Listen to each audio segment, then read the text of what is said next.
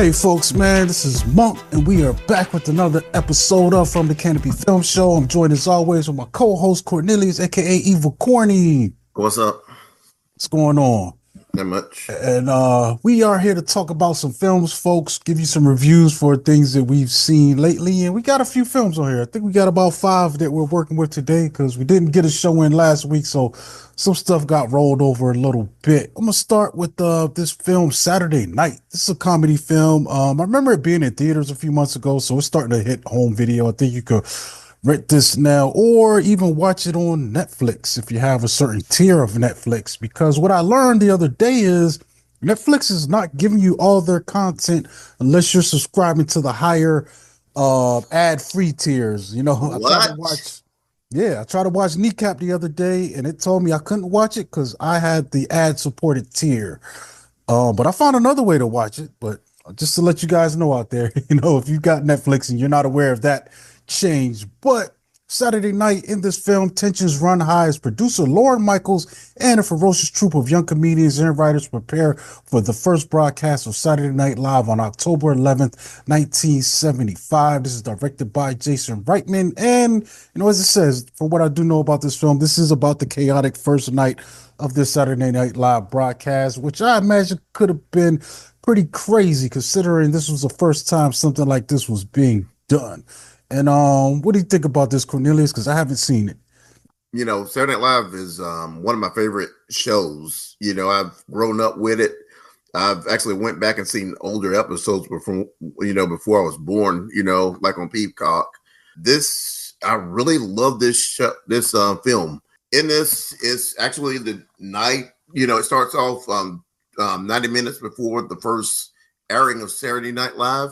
You have the not ready for primetime players, that are, just in the background, kind of prepping like skits and stuff. So we have like younger versions of Chevy Chase, Gilda Radner, Dan Aykroyd, Lorraine Newman, John Belushi, Garrett Morris, Jane Curtin.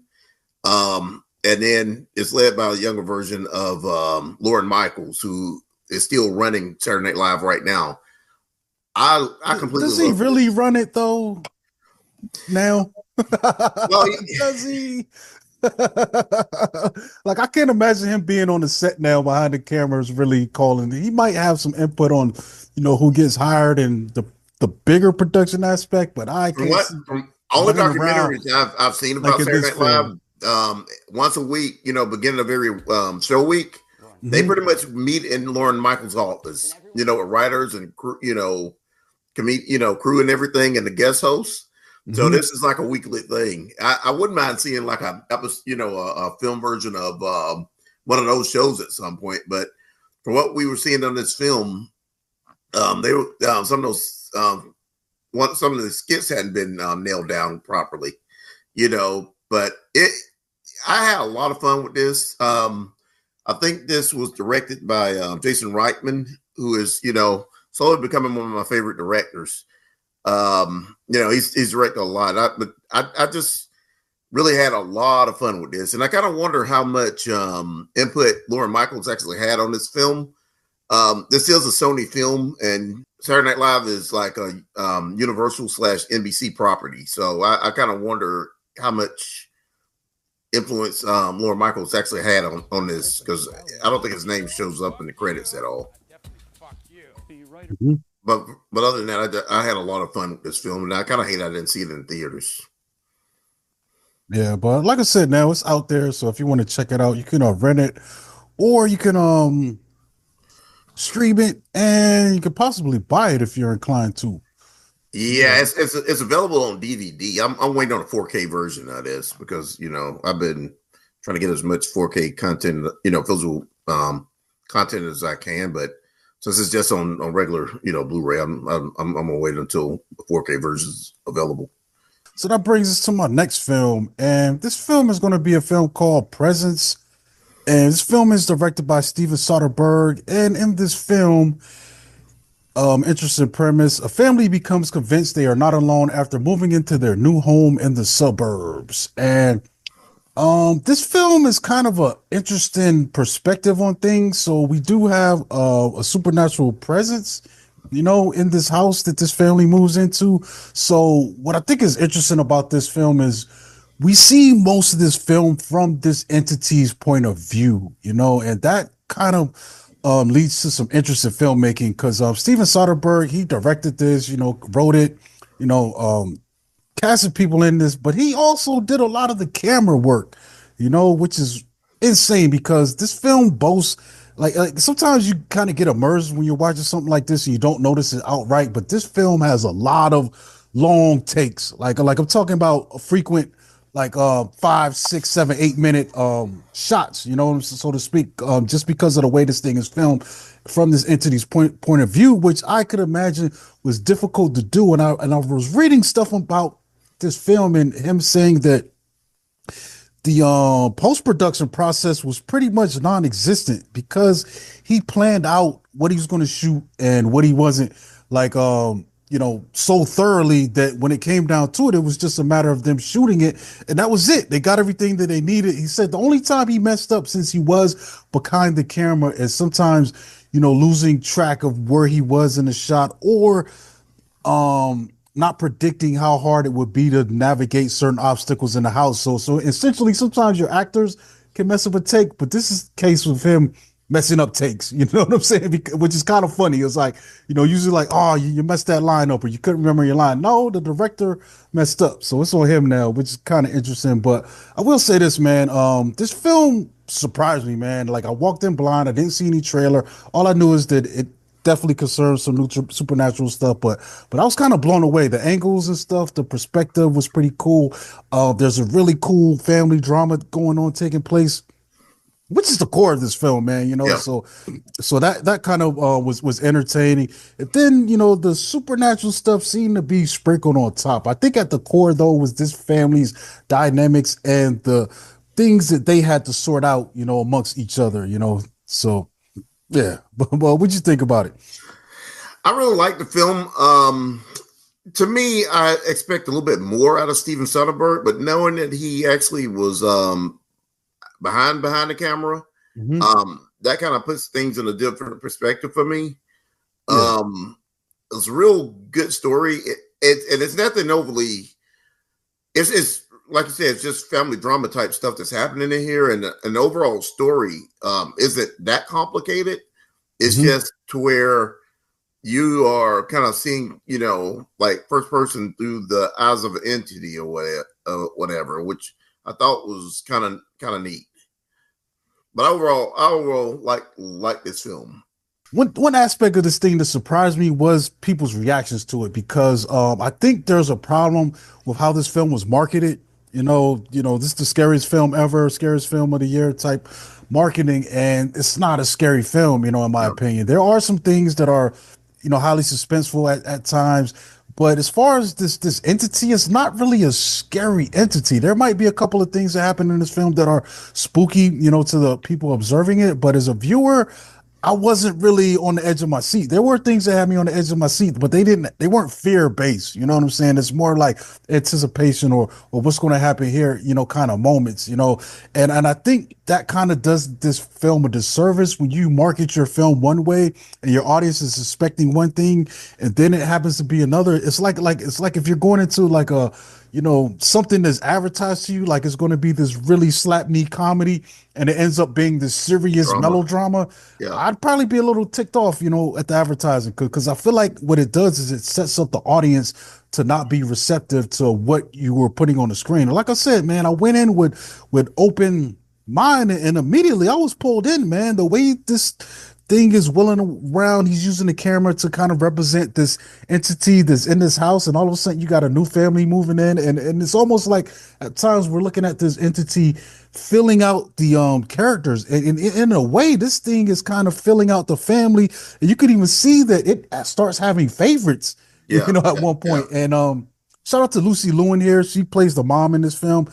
I thought she did a great job being this kind of helicopter kind of mom, and Yeah. that's really pushing for her her kids to strive and be the best, but it's also obvious that she favors the son way more than the daughter. It's almost like the daughter's an afterthought. Like her ultimate thing would be to have a successful son, out there in the world. And it's crazy, man. Like these dynamics play out. Like I said, they were the heart of it for me, man. They were more interesting to me than the entity aspect, which I thought was still kind of cool, but I was definitely, once I settled in and met this family, I was definitely invested in like what's going to happen with them. Yeah, that was dope. I will say this, man. If you're wanting to see this, I would say see it, especially if you're a fan of this guy's work. Soderbergh, he's been doing a lot of weird stuff now where he's experimenting with shooting film with cell phones, which he did with this film too, man. And it's not just he's out here holding his phone up. He's got like I've seen his rig, bro. There's still like $6,000 or $7,000 worth of lenses and stuff attached to this phone. Yeah, so you possibly could do something like this, but it's not going to be as easy as it sounds. Just like, oh, I'm gonna just pull my phone out. But I appreciate it for that. Like you said, trying. And once I saw that, I was like, oh, okay. It actually makes me want to see it again now that I saw that featurette, because I think I saw that after the film, So, but yeah, I think this was good, man. It's definitely a good start for the year. It doesn't feel like it did come out early in the year, but it doesn't feel like an early in the year film that they just threw out there, man. I think this is definitely worth watching, especially if you're a film fan, in general. Yeah, and just like you said, with Soderbergh, it's like he's left Hollywood and just does whatever he wants to film wise. Because I think was it No Sudden Move? Not No Sudden Move. Sudden Impact or something like that was his last film, and that was like during the it was straight to HBO, and it was like a crime, drama like set in like the 50s or 60s. And then before then it was like Unsane. And then before that it was like Lucky Logan, which Lucky Logan might be one of my favorite films that he's made in the last couple of years, but it didn't stay in the theater long at all. I kind of hope this makes its audience, and it probably made his money back, but I still kind of miss him making bigger, budget films, Yeah. Yeah. I could definitely see if this thing was over 3 million, I'd be surprised, dude. Like, to be honest, this was definitely something that they shot, on the cheap, and it shot fast too, man. But yeah, he also did High Flying Bird for Netflix in 2019. I like that one a lot. Also shot on the phone. Okay. Crazy. But let's see, let's get into this next one. So the next one is going to be a film called One of Those Days. This is directed by Lawrence Lamont. And in this film, when her boyfriend takes her rent money, Alyssa and her roommate race against the clock to avoid eviction and keep their friendship intact. And this one really surprised me. I kind of was anticipating this because we've got Keke Palmer. I like her in this, and SZA. They're co-starring in this. It's kind of like a buddy comedy, and it's something like I haven't seen something like this in a while. Where we got two comedians, or two friends, caught in a crazy situation, and they're trying to get through it through the end. And in doing that, it takes them all across the world and back again. A bunch of wacky characters, a bunch of wacky scenarios, and a bunch of just crazy fun jokes in this, man. And I think Keke Palmer did a great job. Last time I saw her in anything was probably Nope, that's the last thing for me. Nope. Yeah, Nope. Yeah, I said Nope was the last thing for me. Yeah, I didn't catch it, man. Okay. But yeah, so Nope, and she's fun, man. She could be fun. So this is my first time. I don't think I've seen her headline anything, man. So it was cool seeing her. She still has that really great energy, comedic timing. It's just a fun energy bringing to the film. And SZA surprised me a lot too, because she's a musician. She's not an actor. And she was going toe to toe with everybody in this film, holding her own. She didn't feel out of place, or she couldn't keep up, and it was just fun, man. Like I love the cameos we get in here. We get Cat Williams. I seen man, what's my man Tony who hangs out with Kev on stage. I know his name is Kevin something else, but he's Kev on stage to me, man. But a lot of comedians, and so this was a really really fun time, man. What you think about it? I had a lot of fun with it. It kind of puts me in the mind of like a cross between Friday and the Scorsese film After Hours, where everything's happening in a certain time frame, Mm-hmm. And they're on a mission, to get their money back. But Yeah. overall, I just, this is my first time seeing SZA in anything because I've become an old man and I'm not like, don't know too many new artists. So I just thought, just assumed she was a comedian, just like Kiki. But Mm-hmm. overall, I just had a lot of fun with this film. It's funny. You kind of see homeboy from what's his name? The writer that was in The Blackening. Oh yeah, yeah. I love him, man. He plays the braider, the hair braider. Is that Dwayne Perkins? Yeah, Dwayne Perkins. Yeah, Mm-hmm. it was good seeing Dwayne Perkins in this. And everybody else that was doing little cameos in it, but just having that run in with him, Mm-hmm. it just made the film real interesting. Just them just going all over. They're part of California, or LA or Mm-hmm. whatever, Yeah. trying to search for that money. I just thought it was Mm-hmm. a cool film.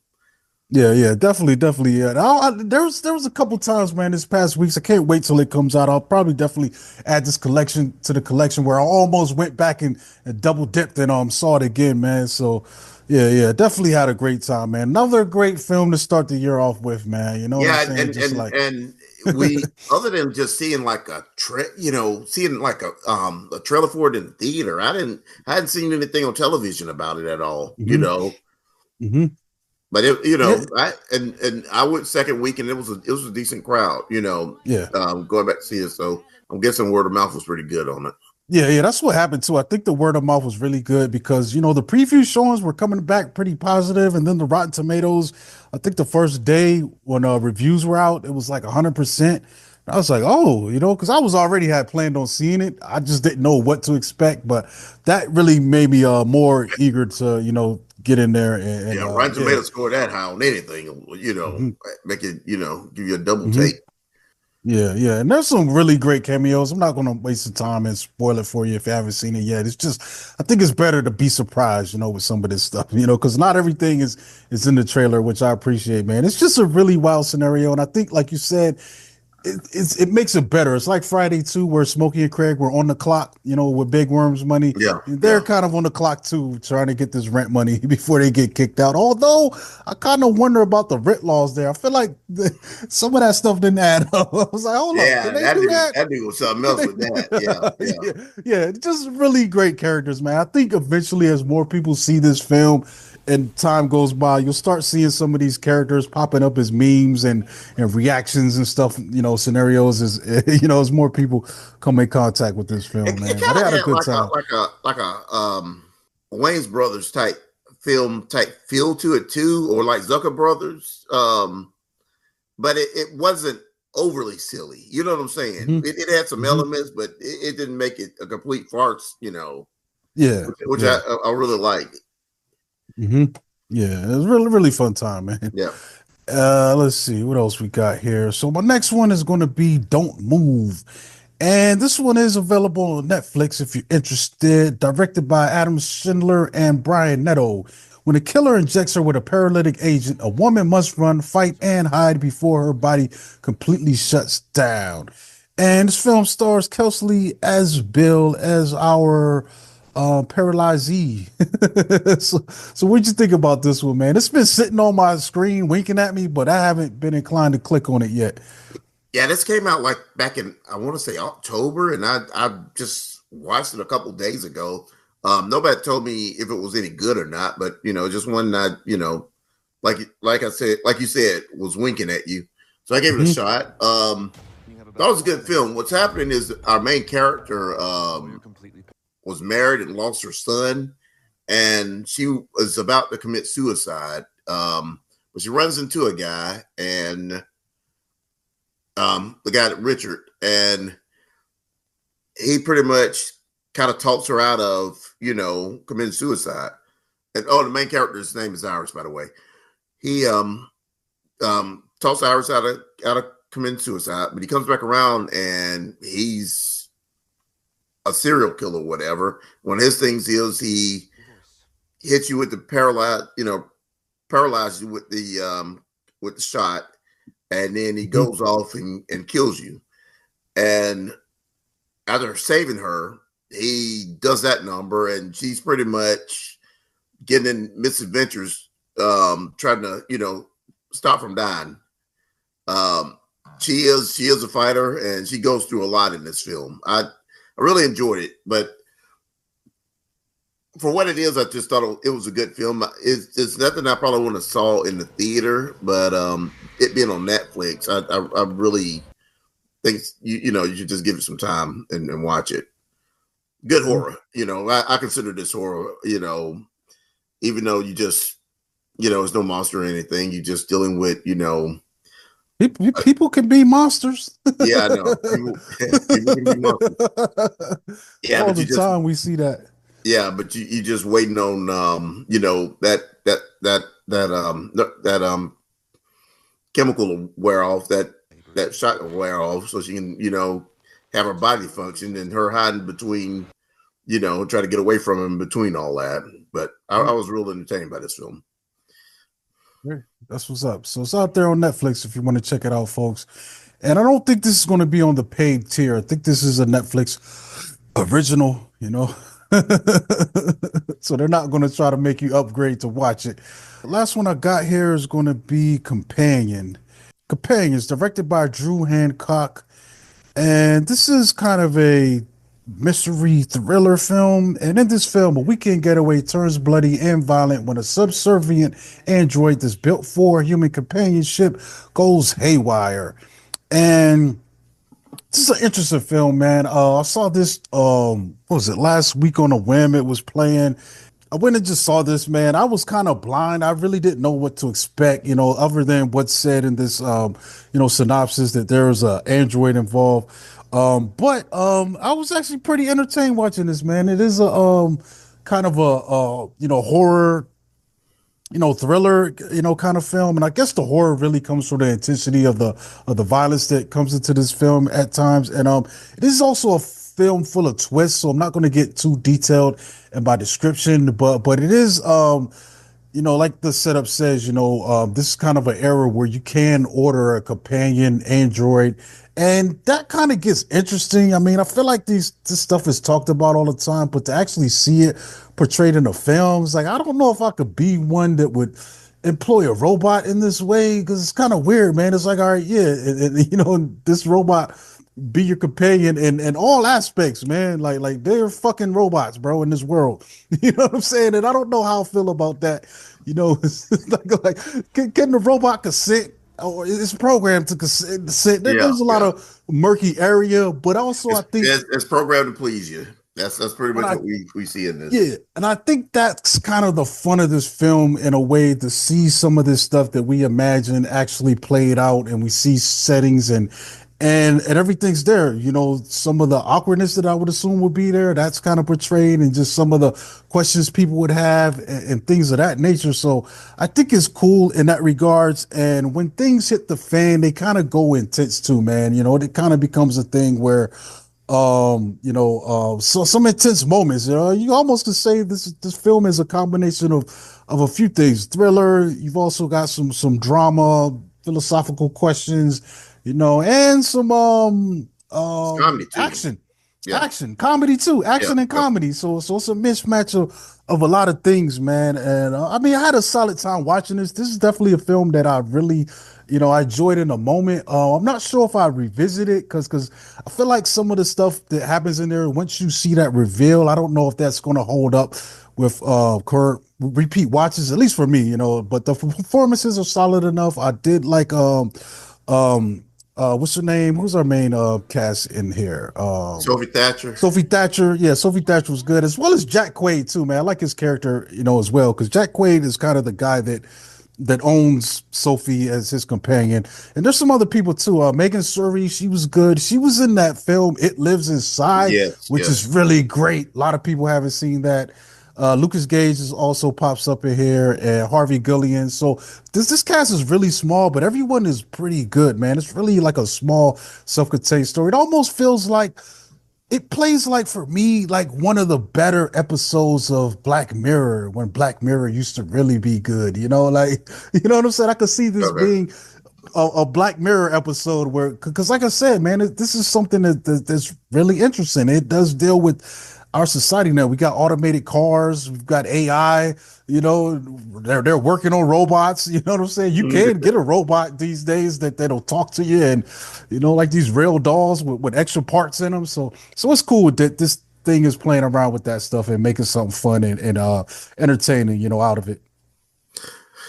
I didn't like this film. I'm one thing about my viewing of this, Corey. I had only seen like the teaser trailer, and they pretty much don't say anything about her being an android.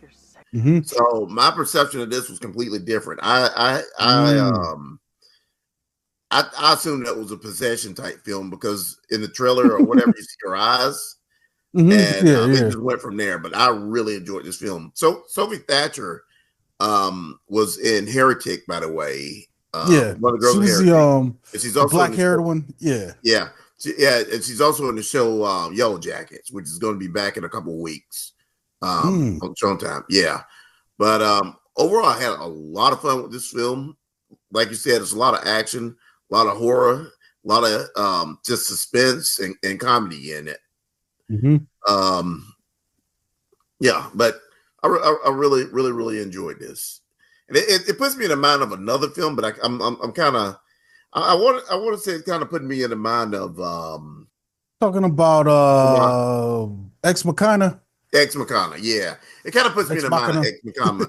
Yeah, it puts me in the mind of Ex Machina a little bit, Yeah, a little bit lighter in tone because, like I said, there's a certain goofiness to this. It's not like it's kind of it's almost honestly, man. I could see this happening in the just world. One of those days world, because it has that tone. Yeah. It's like it's still in reality based, but there's like a certain tier of goofiness that they don't mind dipping into, and this definitely does that, man. Especially some of the twists that pop up later, man. Because like I said, this thing gives you a twist to keep you, pulling through it, man. And you're like, oh dang, I didn't think about that, and whoa, what does this mean? So there's some wild stuff that happens in this, man.